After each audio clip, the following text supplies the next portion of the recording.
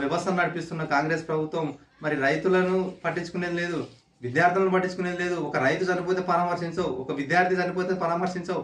మరి ఈ రకంగా ఇన్ని అవాంతరాలు మరి సృష్టిస్తూ ఇవాళ రాష్ట్రాన్ని అల్లకల్లోలం చేస్తూ మరి ఏ వర్గానికి కూడా ఒక సంపూర్ణమైన పథకాన్ని అందించే పరిస్థితి లేదు నువ్వు. మరి అట్లానే ఇవాళ 1,52,000 కోట్ల అప్పు తెచ్చి మరి ఏం చేసినావా? ఆ 1,52,000 కోట్ల అప్పుతో మళ్ళీ ఏదైనా ప్రాజెక్టు తెచ్చినావా? ఏమైనా కట్టినావా? ఏమన్నా నేను పదే పదే పాలమూరు బిడ్డనని చెప్పుకుంటున్నటువంటి రేవంత్ రెడ్డి, నువ్వు పాలమూరుకి నిజంగా నీకు విజన్ ఉంటే, చిత్తశుద్ధి ఉంటే ఏమన్నా ఒక స్పెషల్ పథకం ఏమైనా ఇచ్చినావా? ఉన్న పాలమూరు రంగారెడ్డి ఎత్తిపోతల పథకము దాదాపు కేసీఆర్ గారి నాయకత్వంలో 90% పనులు పూర్తయినాయి. ఉన్న 10% పనులను పూర్తి చేసి ఇవాళ కాలువల ద్వారా నీళ్ళు ఇస్తే ఇవాళ పాలమూరు మొత్తం 12 లక్షల ఎకరాల మాగాని శశిశమనమయ్యే పరిస్థితి ఉంది.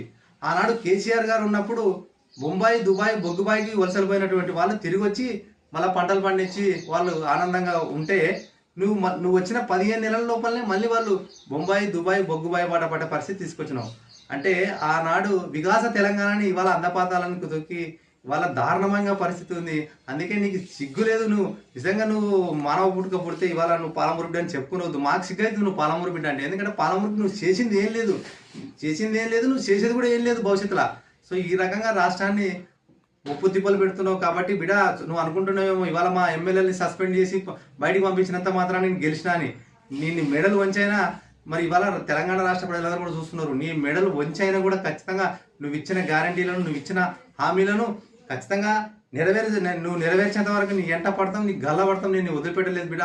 నువ్వు ఎంతమంది సస్పెండ్ చేస్తావు చూస్తాము. నువ్వు ఎంతమందితో నిర్బంధిస్తావు, ఎంత వేల మంది పోలీసులతో నిర్బంధించినా నిన్ను ప్రశ్నిస్తూనే ఉంటాం, నిన్ను అడుగుతూనే ఉంటాం, నీ దిష్టిమో తాళబెడుతూనే ఉంటాం. నేను వదిలిపెట్టలేదు బిడ్డ.